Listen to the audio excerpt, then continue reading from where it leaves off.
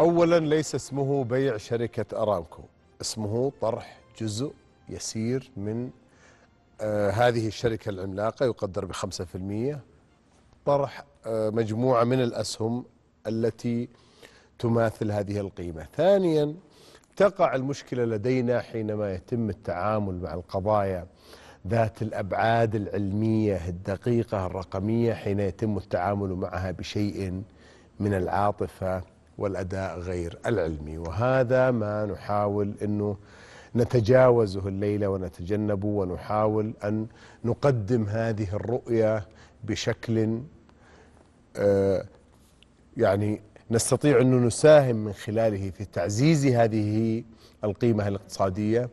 الدكتور عبد الله باعشن شريك النقاش هذه الليلة كان يقول كلمة قبل الهوى، يقول هذا تفكير خارج الصندوق، وربما أنه يعني ساهم هذا التفكير خارج الصندوق في أن تكون في ردات فعل غير يعني ليست بتلك العلمية.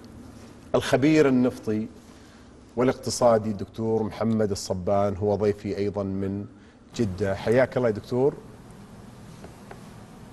أهلا وسهلا. الله يحييك، يا أهلا وسهلا. تسمعني يا دكتور؟ نعم نعم. الله يحييك، يا أهلا وسهلا. لا تكون ما غردت بس قبل الهواء.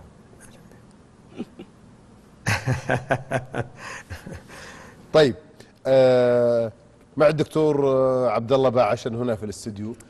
ودي يعني البداية تكون معك من جدة دكتور محمد. بشكل عام هناك تعامل عاطفي وغير علمي من بعض الأوساط الإعلامية الاقتصادية مع هذه القضية الكبرى المحورية، توافقني ولا لا؟ بسم الله الرحمن الرحيم، شكرا على الاستضافة. أوافقك في هذا التصريح أو ما ذكرته، لكن أيضا قد تعذر هؤلاء الذين يقدمون تصوراتهم ومخاوفهم من بيع أرامكو، خاصة في ظل غياب التفاصيل. يعني ما نسمعه الآن وما سمعناه من سمو الأمير محمد بن سلمان، إنه ما تسمى بيع أرامكو هي يعني بتصور صحيح لي أنت، هل هذه التسمية دقيقة بيع أرامكو؟ طبعا هي شائعة في الإعلام، لكن هل هي دقيقة؟ يعني سواء بعت جزء منها أو بعتها كلها، هذه عملية بيع. لكن أنا أجاريك وأمشي مع ما ذكرته بأنها محاولة لطرح أسهم أرامكو في السوق العالمية، لكن هي انتقال الملكية من الدولة إلى حاملي الأسهم. فالمسمى ليس هو المعيار الأساسي في تحديد ما إذا يتم تخصيص هذه الأسهم أم لا. لكن إذا سمحت لي أن أكمل. تفضل. أنا أعتقد أننا نحن بصدد تصور جديد لم نعهده في السابق. تاريخيا كانت أرامكو لم تكن سعودية، كانت تابعة ل4 شركات أمريكية، وكانت هي التي تمتلك أرامكو. ولكن في السبعينات دخلت المملكة في مفاوضات ما سميت مفاوضات المشاركة، هي وشقيقاتها الدول الأوبك، وإلى أن استكملت الحصول على ملكية الشركة 100%. وإن تأخر تسجيلها في أمريكا في ديلوير إلى عام 81، لكن هي شركة سعودية. يتم أرامكو في الواقع هي لا تمتلك حقول النفط، وإنما تمتلك حقوق الامتياز، وبالتالي الدولة بتحصل على 20% على هيئة أتاوى ما يسمى بالريع، وأيضا ويتم تنفيق الريع، يعتبر جزء من التكاليف، ومن ثم يتم صافي الربح تحصل على الدولة تحصل من خلاله على 85%. فهذه نظرة مختصرة سريعة. الأرامكو لا زالت تمثل الثروة بالنسبة للمملكة العربية السعودية، خاصة وأننا نعتمد على النفط إلى الآن في حدود 90%. وبالتالي تخوفات المواطنين قائمة. صحيح قد يكون السبب في هذه التخوفات عدم وضوح التفاصيل، وكما يقال the devil is in the detail، الشيطان في التفاصيل. نحتاج أن نتعامل مع المواطنين كما بدأ الأسبوع الماضي وزير التجارة والاستثمار، والتفاعل الاجتماعي الذي حدث في توضيح ماهية هذا البيع أو ماهية هذا الطرح للأسهم وآثاره سواء الإيجابية أو السلبية، حتى يطمئن المواطن.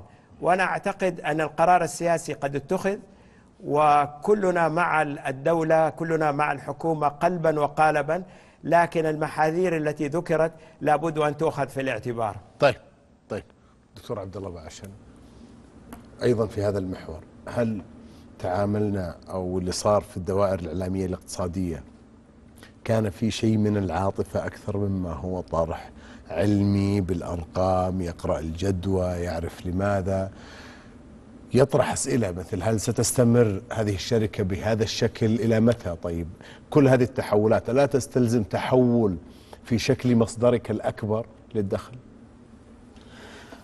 بسم الله الرحمن الرحيم. أخي يحيى، ومرحبا بك وبدكتورنا الدكتور محمد وبالمشاهدين والمشاهدات. الحقيقة الشيء الجميل، أنا أبدأ من حيث بدأته، وقد يكون هو إجابة لسؤالك في تناول هذا الحدث. وهذا عندما قلت لك أنه الحقيقة شيء غير مألوف، خارج عن الصندوق، وبالتالي حصل نوع من الإعلام له توجهه وله مدرسته وله آلياته. الواقع أنت بدأت، وأنا أعتقد في هذه الحلقة بالذات أو في مناقشة هذا الموضوع يجب أن نبدأ من هنا، وهو عملية الديفينيشن، التعاريف. التعاريف مهمة، لأنه إذا لم توضح التعاريف تصبح في نوع من الضبابية ونوع من الغموض، ونوع حتى بعض الأحيان من حسن النية. الشخص لا يقصد شيء، ولكن حتى يمشي مع التوجه والتيار العام. فمن هذا الواقع يعني الحقيقة أنه أول شيء عندما طرحت فكرة أرامكو أو أي قطاع في الدولة تمتلكه الدولة وهو قطاع اقتصادي يدر دخل، بدأنا بكلمة ما نسمع بكلمة التخصيص. والتخصيص ليست حديثة، حصلت في بريطانيا في السبعينات، وعندنا تجارب وعندنا تجارب في المملكة العربية السعودية. من هنا الحقيقة يمكن أتى اللبس. التخصيص أنه أنت تنقل الهدف الاقتصادي للوحدة الاقتصادية والمالية من مالية الدولة إلى الكوربريت، إلى الشركات. التخصيص إذن هو اللي أوجد نوع من الخلط أو تداخل المعاني، وأتت كلمة البيع. نحن لا نستطيع الحقيقة أن نبعد كلمة البيع، ولكن التخصيص هو تحديد الهدف، أنه نقلتها من كيان أو من توجه اقتصادي أو مفصل اقتصادي إلى مفصل اقتصادي آخر، ثم تنتقل إلى مرحلة أخرى. هل التخصيص هذا هو جزئي كما يحصل في الشركات عندما دخلت سوق المال أو في الأسواق العالمية، أو التخارج بالكامل؟ التخارج بالكامل هو بيع، والتخارج الجزئي هو بيع كما تكرم الدكتور محمد، لكن هي الوضوح الرؤية. فأنا أعتقد أنه ما سيحصل الحقيقة هو تخصيص، ولكن توجه إلى استخدام آلية الطرح وليس البيع. المشاركة، طلب مشاركة. عندما أطلب المشاركة يعني أنظر عن أهداف معينة لهذه المشاركة. طيب خليني أرجع للدكتور محمد وبيسألك دكتور محمد، يعني البورصات العالمية، شنغهاي، هونغ كونغ، نيويورك، الصين، الشركات الضخمة، البنوك الضخمة، كلها استقبلت هذا الخبر بالكثير من القراءات والكثير من التحليلات، اللي خليني أستطيع أن أقول لك أنها ربما كان فيها من العلمية والتفاؤل والإيجابية أكثر مما هو قائم لدينا. أول شيء خليني يعني أتعرف على وجهة نظرك، أنت شلون شفت هذا الاستقبال من هذه يعني من البورصات العالمية ومن هالشركات المالية العالمية الضخمة لهذه الفكرة؟ الاستقبال كان طبيعي، لأنه هذه لا ننسى أن شركة أرامكو هي أكبر شركة نفط في العالم، تمتلك احتياطيات لا تقل عن 265 بليون برميل، ولها باع طويل في تطويع التقنية في مجال استخراج البترول والغاز أيضا، ولها عمليات في الداون ستريم أو العمليات اللاحقة، ولها مشاركات خارجية مع دول مثل كوريا والولايات المتحدة والفلبين واليابان والصين في مجال المصافي وأيضا في مجال البتروكيماويات. فبالتالي لم يكن مستغربا، بالعكس الاستقبال كان حماسيا. نعم. وإن كان مؤخرا بدأوا يمارسون علينا ضغوط. أمس كانت هنالك مقالة في بلومبرج تطالب المملكة بتخفيض كبير في نسبة الضريبة 85%، وكلنا يعرف أن هنالك اتجاه نحو تخفيضها إلى 50%، لكن أيضا هنالك رغبة من المستثمرين الدوليين في أن نخفض أيضا الأتاوة.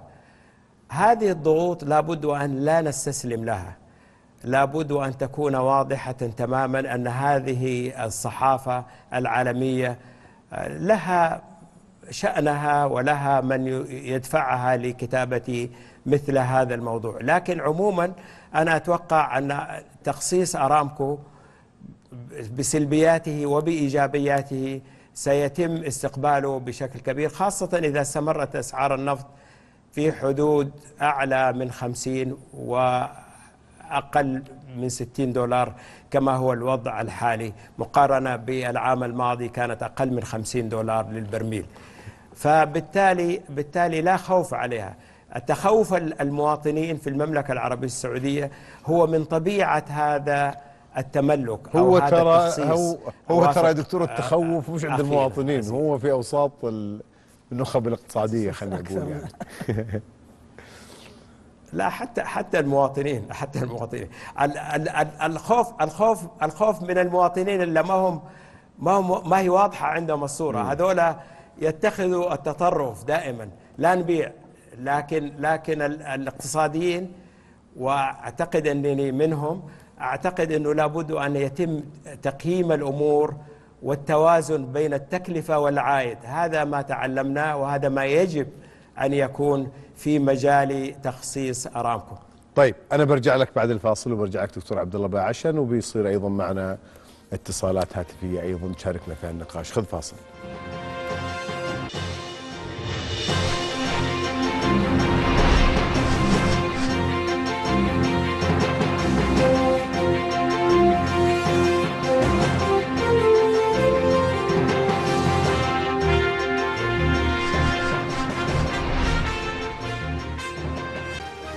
من جديد في الليلة الدكتور محمد الصبان من جدة، الدكتور عبد الله باعشن هنا في الرياض، ونقاش حول الحدث الاقتصادي الأبرز الذي ينتظره العالم، وهو تخصيص، حتى لو الدكتور محمد ما جهزت له، تخصيص وطرح مجموعة أو ما يقارب 5% من أسهم شركة أرامكو للاكتتاب. ما أدري دكتور إذا في تعليق على بعض ما جاء في كلام الدكتور محمد، وأباخذ رأيك في تصريح وول ستريت جورنال لما قالت اليوم أنه السعودية تفضل بورصة نيويورك لإدراج شركة النفط الوطنية العملاقية أرامكو العملاقة. دعني أبدأ الحقيقة من ما وقفت. نعم. مع الدكتور محمد. أي. الحقيقة تعليقين سريعة وخفيفة يعني. تفضل. أول حاجة، لماذا الشركات العالمية ولماذا نستبشر هذا الاستبشار القوي أنها ستتقدم لهذا الطرح أو الجزء البسيط من هذا الطرح؟ لا. لعدة أسباب. الحقيقة طرح شركة بقوة أرامكو، ولن أعيد طبعا لأن الدكتور أشار عليها الاحتياطي وما الاحتياطي وقوتها ومكانتها في التصنيف العالمي. ناخذ كل الطروحات التي حصلت في العالم من تويتر إلى علي بابا إلى جميعها يعني. دائما القرار الاستثماري سواء للصناديق، وهنا عندما نقول أن الشركات العالمية الحقيقة من يبحث عن هذه الفرص هي الصناديق الاستثمارية، سواء كانت صناديق سيادية أو صناديق خاصة أو أي نوع من الصناديق أو المحافظ. فهي ستجد في هذه الطرح فرصة استثمارية لديها العوامل التسويقية والمالية والاقتصادية التي بالتالي ستؤدي إلى رفع القيمة السوقية لسعر الشراء اللي هتشتري فيه السهم. بالإضافة إلى أنه لو لاحظ في خلال اليومين الشهرين من بعد اتفاق أوبك جميع أسهم شركات البترول في جميع بورصات العالم ارتفعت، وأصبح الآن التوجه أو النصيحة التي يوجهها لك مدراء المحافظ أو مدراء الصناديق بأنه قطاع النفط هو من القطاعات الواعدة تدخل فيه.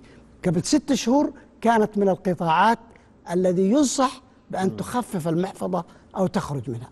هذا من الناحية الاستثمارية.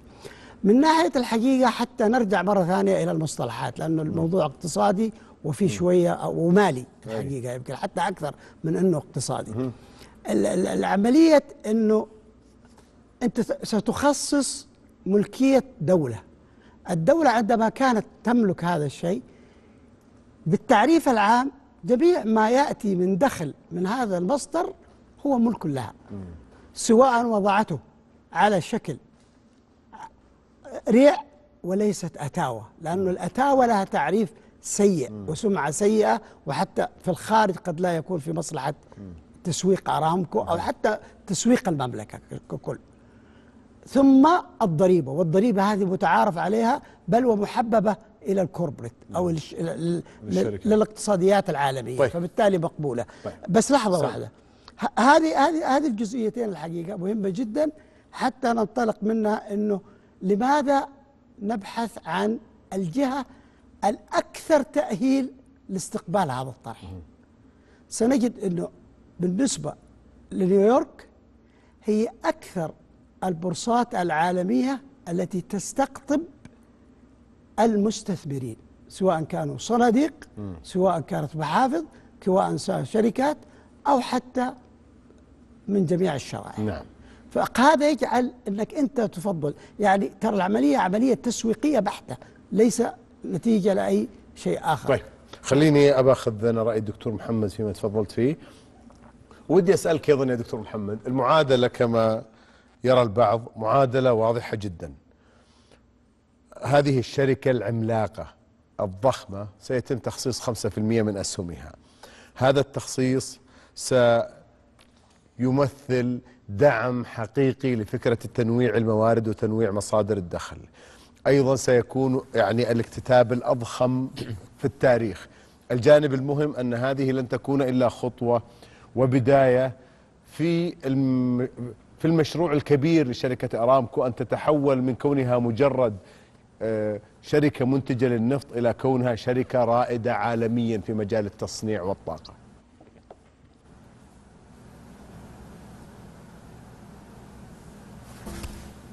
معي يا دكتور؟ الآن أسمعك. نعم. أي تفضل. أنا سمعت إلى شركة رائدة في التصنيع والطاقة. نعم. سؤالك ما هو؟ أبدا. عفوا. أي يعني هل الرؤية يعني بهذا الشكل، أو بما أن الرؤية بهذا الشكل الواضح، ما الذي يدعو لما تسميه أنت مخاوف أو تحفظات يعني اقتصادية؟ طبعا أنا أقدر ألخصها في أكثر من نقطة. فضل. أولا المخاوف أن العامة لم يعرفوا التفاصيل بعد، وبالتالي ليست هنالك شفافية توضح طبيعة عملية التخصيص. طيب. ثانيا لا تنسى أن هذه الشركة هي جوهرة الثروة الطبيعية للمملكة، وبالتالي بإمكانك أن تبيع جميع أو تخصص جميع ما تمتلكه، لكن هذه طالما هي البقرة الحلوب إذا سمح لي التعبير، وهي التي تدر لك إيرادات، فالتخوف طبيعي، لابد من التخوف هذا، وخاصة أن أرامكو تمتلك حق الامتياز في معظم الحقول الحالية القائمة، بمعنى آخر في معظم الاحتياطي. صحيح أنها في ظل امتياز وسيتم بيع الامتياز ولن يتم بيع الحقول، لكن الامتياز هذا إذا امتد إلى 25 وأكثر 25 سنة وأكثر قد يتحول تدريجيا إلى أن تصبح هذه الحقول ملك لمن يشتري هذه الأسهم. ما ذكرته بالنسبة للرؤية صحيح. الرؤية تحتاج أو توضح أن من أهدافها هو تحقيق تنوع الاقتصادي، هذا صحيح تماما، لكن عن طريق صندوق الاستثمارات العامة. نعم. فبالتالي عملية تخصيص 5% أو أكثر هنالك تخوف، لأن هنالك الكثيرون الذين يقولون قد لا تقف عند 5%، قد تصل إلى 49%. وجريدة الاقتصادية ذكرت في البنط العريض في الصفحة الأولى قبل شهر بأن البيع قد يصل إلى 49%، وثاني يوم نفت هذا الخبر. لكن يعني أيا كان سواء حقيقة أو غير حقيقة. طيب ماشي أي ما عليه، أنا ما بأيد الخبر، ولكن بقول أنه هذه زادت من تخوفات الناس.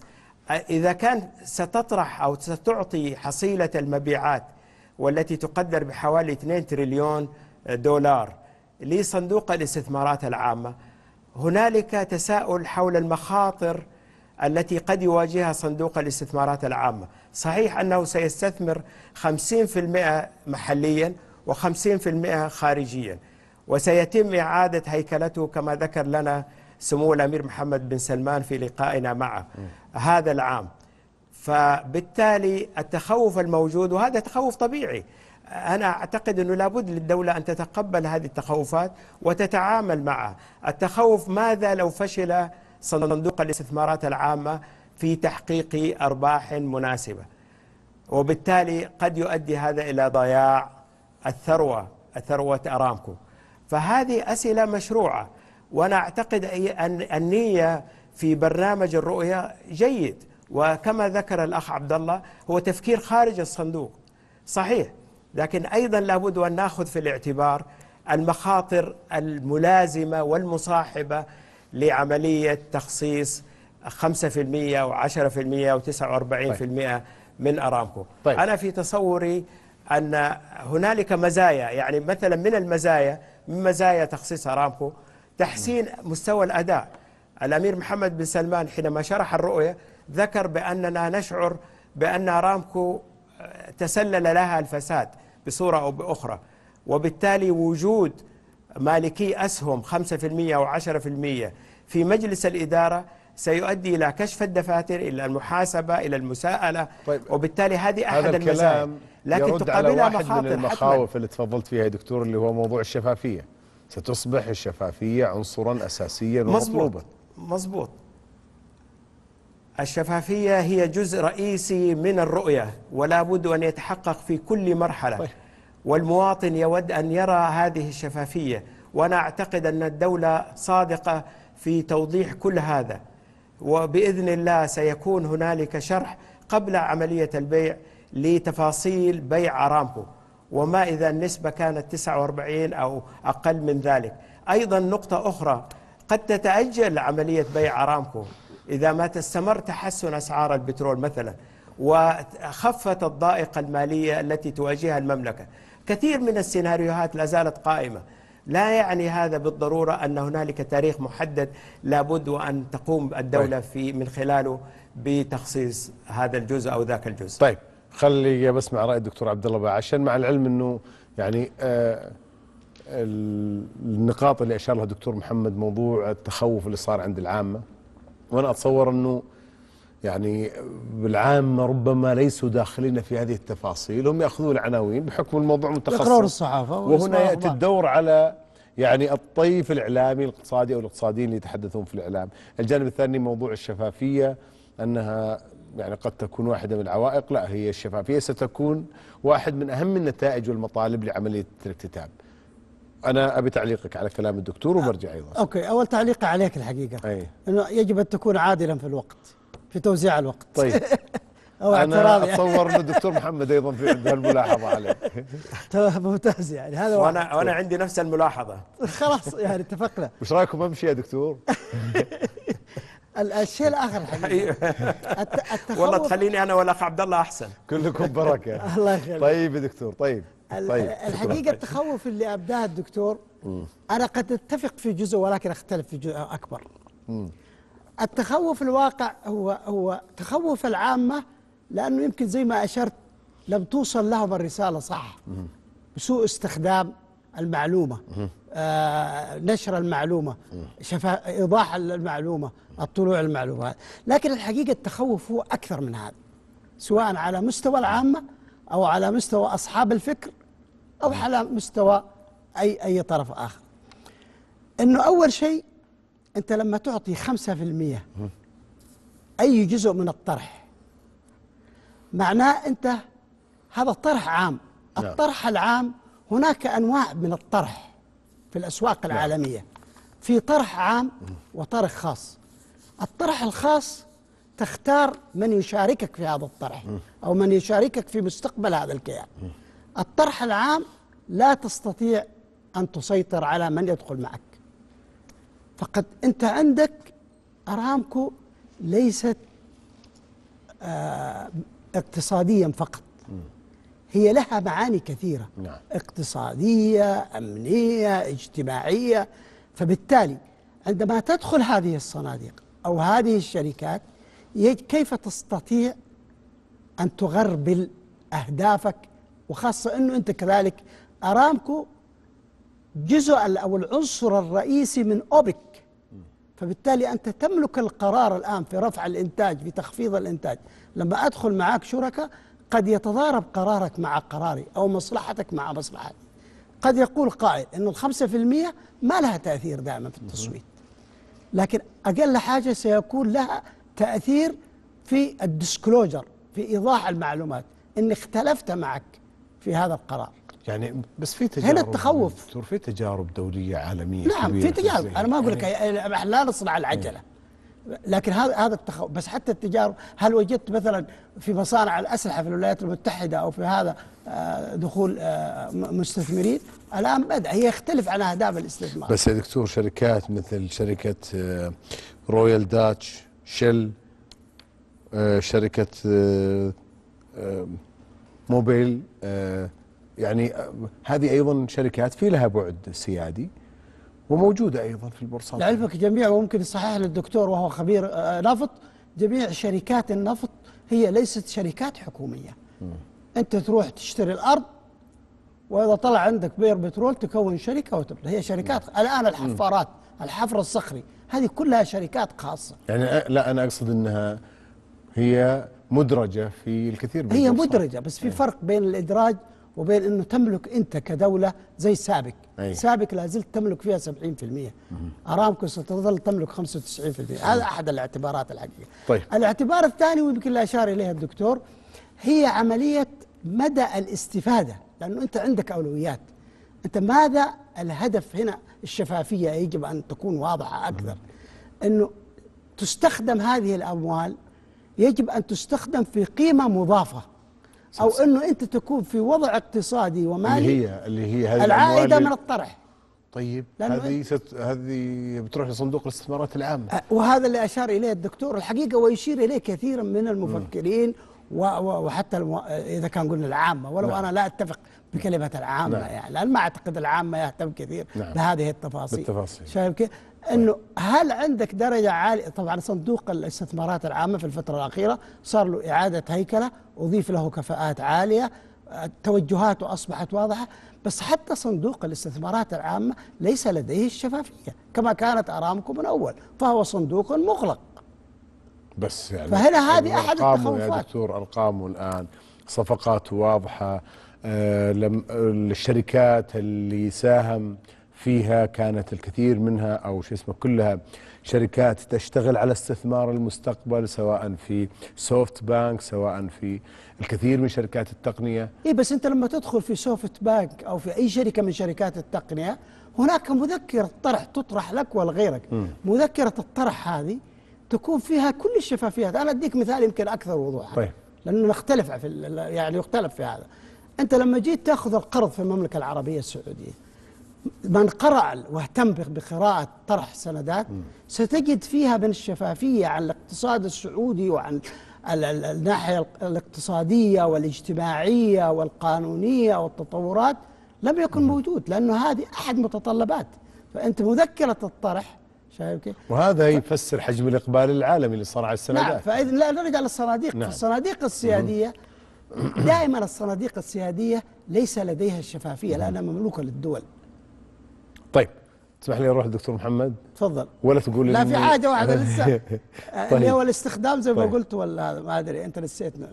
طيب على ما تذكر. طيب دكتور محمد، أيضا ودي أسمع عن تعليقك على بعض ما جاء في كلام الدكتور عبد الله، وبقول لك على تصريح للدكتور أمين الناصر الرئيس التنفيذي إن إدراج يعني هو يتحدث حول ما يتعلق بإدراج سهم أرامكو سيتم في البورصة السعودية، إضافة إلى بورصة أو بورصتين إضافيتين، وبورصة نيويورك ما تزال خيارا مطروحا لطرح الشركة مع عدة أسواق أو يعني مع مجموعة من الأسواق الإضافية.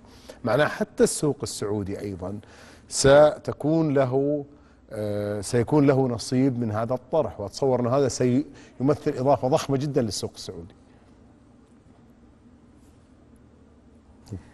في الواقع السوق السعودي كان هو الهدف الرئيسي لطرح أرامكو، ولكن لصغر حجم السوق السعودي اتجه مجلس الشؤون الاقتصادية والتنمية إلى أن يتيح الفرصة للمستثمرين العالميين للدخول في هذا الاستثمار. وكان أن تأكد أمس بأن المملكة العربية السعودية ستأخذ سوق نيويورك، وأيضا ليس فقط سوق نيويورك، بالإضافة للسوق السعودي هنالك سوق لندن وسوق كندا. الأربع أسواق هذه ستكون محط تدويل أسهم أرامكو التي يمكن تخصيصها. ولكن السؤال الذي لدي هو طبيعة التخصيص. هل هنالك نسبة معينة للمستثمرين الأجانب أم أن تترك مفتوحة؟ أنا في تصوري لتقليل التسلط الأجنبي على إدارة شركة أرامكو قد يكون هنالك نسبة مئوية معينة ومحددة تحدد للمستثمرين الأجانب وبقيتها للمستثمر السعودي. هذه ناحية. أما النقطة التي ذكرها الأخ عبد الله وهي الخاصة بالأوبك، ذكر وزير الطاقة السعودي بأن السيادة أو القرار السيادي للمملكة سيستمر كما هو، بمعنى أن المملكة العربية أو حكومة المملكة العربية السعودية ستكون صاحبة القرار فيما يتعلق بالإنتاج وأيضا بالاستثمار. السؤال هو كيف يتقبل المستثمر الأجنبي إذا وجد أن مثلا الإنتاج قد تمت زيادته بقرار سياسي، وهو همه كله هو ما يستفيد منه من أرباح، وضغوط هذا القرار السياسي وزيادة الإنتاج على الأسعار نحو الانخفاض. هنالك الكثير من الأسئلة التي تتطلب حوارا، وأعتقد حوارا مثل الحوار الذي جرى في الغرف التجارية هذه الأيام منذ بداية الأسبوع لابد أن يستمر، وأيضا الجامعات ومجلس الشورى، لأن هذه الحوارات تولد أفكار ستستفيد منها الدولة حتما وسيستفيد منها المواطن، ونضمن كلنا مع الدولة قلبا وقالبا، ونعرف أننا نحن أمام مصير للاقتصاد السعودي. وواجهنا مشكلة بسبب انخفاض أسعار النفط، وانخفاض أسعار النفط أدت إلى انخفاض إيراداتنا بما لا يقل عن 60%، ولم يكن قد تولد البديل. وكنا قد طالبنا بصندوق سيادي منذ عام 2004 ولم تكن هنالك استجابة، ولا بد أن يحاسب المسؤولون في وزارة المالية لماذا كل هذا التأخير، وإلا كان قد خفف عننا هذا. والآن يوم جاء الصندوق السيادي، وصل الصندوق السيادي وأنا سعيد بهذا بضخامته وبتوجهاته. نعم. خرجتم أيها الاقتصاديون لتتحدثوا عن المخاوف. لا، مخاوف من الإدارة ما يمنع. دائما حينما يكون لديك صندوق وأداره أخيك وأنت تثق في أخيك، لكن أيضا تستطيع أن تناقشه في طبيعة القرارات المتخذة. لأنه هذه طيب. قرارات مصيرية بالنسبة للأسرة وبالنسبة للمملكة العربية السعودية. طيب معك دقيقة يا دكتور عشان أيضا يمديني ما في أرجع مشكلة. إلى ضيف من جدة، وأنا ودي إذا سمحت لي تعلق على كلام السيد عيسى كاظم محافظ مركز دبي المالي في تصريح له اليوم الاثنين، يقول إن الاكتتاب المرتقب لشركة أرامكو من شأنه أن يسهم في جذب استثمارات أجنبية ضخمة جدا، ليس فقط إلى المملكة ولكن لكل دول مجلس التعاون. يعني ها تفضل. اي إيه؟ يعني صحيح. سؤالي انه هذا حدث اقتصادي العالم يترقبه وتاثيراته ستكون ليس فقط على المملكه وانما حتى على دول المنطقه. الواقع أول حاجة التصريح هذا من رجل خبير، وبالتالي أعتقد هو أصاب كبد الحقيقة. عشان نعلق عليه أو نضيف نعم. إليه شيء الحقيقة نعم. وليس تعليق. نعم. أنا أتفق معه، ولكن أتفق معه لأنه أول شيء أنت ذكرت أنه سيوزع الطرح أو كما يشاع الآن بين 4 أسواق. عندما يوزع بين 4 أسواق، لو أنت حرمت السوق السعودي ستحرم الاقتصاد السعودي من تدفق الشركات. لا موجود. فوضعه في السوق السعودي. أمين الناصر يقول. نعم. فوضعها في السوق السعودي، وهذا اللي الدولة تتكلم والمجلس الاقتصادي ورئيس أرامكو انه لجذب، لانه السوق السعودي من ناحيه الطاقه لا يستوعب. يعني قد الاستوديو الان استوعبنا ال3، بس لو جبنا 3 آخرين لا يستوعبنا الوقت. فانت عندك طاقه كما هي الطاقه الانتاجيه. نعم. طيب. في المصانع. هي في نقطه سريعه بس اقل من ثانيه. نعم. الاداره طالما انت بدات ب5% او اقل حتى، واعتقد هذا قد يكون اكثر واقعيه، دخول أي مستثمر كان لن يكون له رأي جوهري ماليا أو قانونيا أو اقتصاديا في اتخاذ أي قرارات. ترى هذا كلام كثير مهم، وهذا حتى نظام الشركات السعودي ينص على ذلك، وحتى في الشركات العالمية. طيب عشان الوقت دكتور محمد معك يعني 30 ثانية 40 ثانية. نعم. تفضل. انقطع الصوت. تفضل. ايش السؤال؟ انا الدكتور عبد الله يعني اشار الى جزئيه مهمه جدا، انه موضوع التخوف من الاداره ولا راي المساهم لن يكون له مكان، لانه مشارك بنسبه لا تذكر ولا تجعله شريكا في القرار اصلا. و30 ثانيه لو تكرر. هو قد لا يكون له في التصويت النهائي دور. لكن في النقاشات حتما الرأي الاقتصادي سيظل قائما. من يقول أنه لن يكون هنالك رأي اقتصادي؟ لابد وأن يكون له رأي اقتصادي، وقد تستفيد منه أرامكو. لكن في نهاية التصويت قد لا يكون رأيه هو الذي يسري على الجميع. هذه صحيحة. ولذلك حتى لكن يعتمد أيضا على الحصة، دكتور محمد، على الحصة التي يتم بيعها. إذا وصلت لحظة عفوا دكتورنا الغالي، لا حيكون له رأي اقتصادي حتما. هو أجل يعني عندك الجمعيات العمومية الآن خير مثال إما يقرر فيها من يملك الأغلبية، وهذا اللي احنا ندفع الثمن الآن. صحيح الأغلبية ما حد يشك فيها، لكن ترى هو اللي شبهنا. لكن لا إذا جلس أخونا العزيز، إذا جلس في مجلس الإدارة سيكون له رأيه، لا يمكن أن يجلس معه. كيف هذا وأنت خبير مالي؟ عفوا. التصويت في المجلس بالإجماع أو بالأغلبية؟ التصويت حسب نظام الشركة. أنا بقول الرأي وليس التصويت. أنا بقول بالنسبة للرأي وإبداء الرأي سيكون له رأي، لكن الأغلبية والتصويت هذا أمر آخر من الناحية القانونية. لكن عموما إذا استفينا ب5% قد يكون مريحا في المرحلة الأولى. والشفافية والإدارة وحسن الإدارة مهم جدا. لكن أيضا صندوق الاستثمارات العامة لابد وأن يرينا كيف يتخذ القرار. نسمع الآن بين الحين والآخر أن الصندوق يفكر في شراء هذه الشركة وتلك الشركة دون توضيح ونجد فيما بعد أن هنالك تكذيب. هذا الأداء لابد أن لا يستمر، وأن يكون هنالك يعني مزيد من الشفافية. ليكون المصدر لدينا فيما يتعلق بهذه الأخبار هو الصندوق يعني.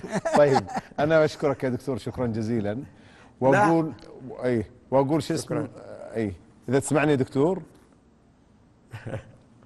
لا ما سامعك. اي انا دكتور تفضل. اكرر شو اسمه شكري لك واقول شو اسمه تستاهلون، يوم اني انا يعني اللي موجود بينكم ما صار فيه خلاف هذا، وانت جالسه تقول لي انه بالامكان اخليكم واطلع يعني. لا ما في خلاف. لا تفرق بالعكس. بيننا. لا تطلع الله يعافيك. لحسن بدأ الاستاذ عبد الله بدأ. الاستاذ لا، عبد الله بدأ بدأ في دكتور. المناوشات، لا. فلا طيب. تخلينا وتطلع. أنت أستاذي يا دكتور. هذا تنوع مهم جدا في وجهات النظر. سنلتقي مرات تسلم. ومرات إن شاء الله دكتور محمد لنقاش هذا الموضوع وغيره من إن شاء القضايا. أنت يعني من الأسماء الاقتصادية المهمة والأقلام الاقتصادية المهمة، وأيضا الدكتور عبد الله. فشكرا جزيلا لك دكتور محمد الصبان من جدة. شكرا جزيلا لك دكتور عبد الله باعشن. شكرا جزيلا لكم أنتم أيضا. فقط كل ما أردنا أن نقوله أن التعامل مع قضايانا الاقتصادية يجب أن يدار بعيدا عن العاطفة ومحاولات استجلاب رأي العامة، باتجاه منطق ولغة تخدم هذا الهدف، وهذه الخطوات الكبرى التي نخطوها الآن في المملكة. مساء الخير.